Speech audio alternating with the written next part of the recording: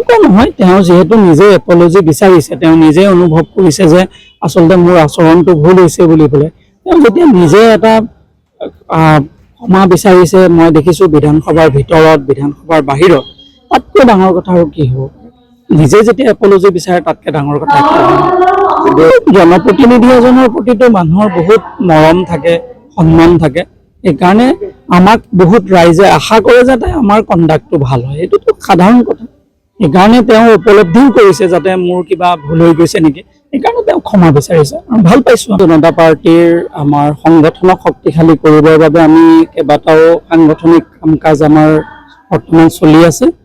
যিহেতু আগন্তুক আমাৰ নিৰ্বাচনৰ বাবে আমি প্ৰস্তুত হ'ব লাগিব, সেইকাৰণে সংগঠনক শক্তিশালী কৰাৰ আমাৰ পদক্ষেপ চলি আছে আৰু সেইকাৰণে সংগঠনৰ আজি এখন সভাত তেজপুৰত অংশগ্ৰহণ কৰিলোঁ আৰু কেনেকৈ যাতে ভৱিষ্যতে সংগঠনক তৃণমূল পৰ্যায়ত আমি ল'ব পাৰোঁ তাৰ কেইবাটাও আমাৰ নতুন যিখিনি সিদ্ধান্ত সেইখিনি ফলপ্ৰসূ ৰূপায়ণ কৰিবলৈ আমি চেষ্টা কৰি আছোঁ আৰু আমি আশা কৰিছোঁ যে সংগঠনৰ মাধ্যমেৰে আগন্তুক প্ৰতিটো নিৰ্বাচনত আমাৰ সকলোতকৈ ভাল ফলাফল দেখুৱাবলৈ আমি সক্ষম হ'ম বুলি আশা কৰিছোঁ। ভাৰতীয় জনতা পাৰ্টি বৰ্তমান সময়ত আমি যেনেকৈ ৰাইজৰ লগত আমি জড়িত হৈছোঁ, আমি ৰাইজৰ প্ৰতিটো অভাৱ অভিযোগ সমস্যাৰ লগত আমি সকলো একাকাৰ হৈছোঁ। সেইকাৰণে ৰাইজৰ মাজত আমাৰ যিখিনি মৰম আদৰ আমি পাইছোঁ সেইখিনিকে শাৰীৰিত কৰি আমি চেষ্টা কৰি আছোঁ যাতে আমি প্ৰতিগৰাকী ব্যক্তিৰ গৃহলৈ যাব পাৰোঁ, প্ৰতিজন নাগৰিকৰ কাষ চাপি আমি তেওঁলোকৰ পৰা সমৰ্থন আদায় কৰিব পাৰোঁ।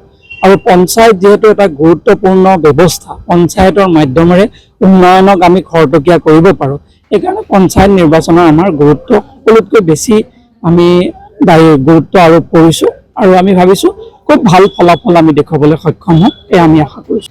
এই সম্পৰ্কেতো তেনেকুৱা কেতিয়াও নাই। ভাৰতীয় জনতা পাৰ্টি চৰকাৰ হোৱাৰ পৰা আপোনালোকে দেখিছে যে উগ্ৰপন্থী সমস্যা সমাধান হৈছে, অসম শান্তিৰ পৰিৱেশ হৈছে, আজিৰ দিনত মানুহে সকলোৱে শান্তিত থাকিব পাৰিছে।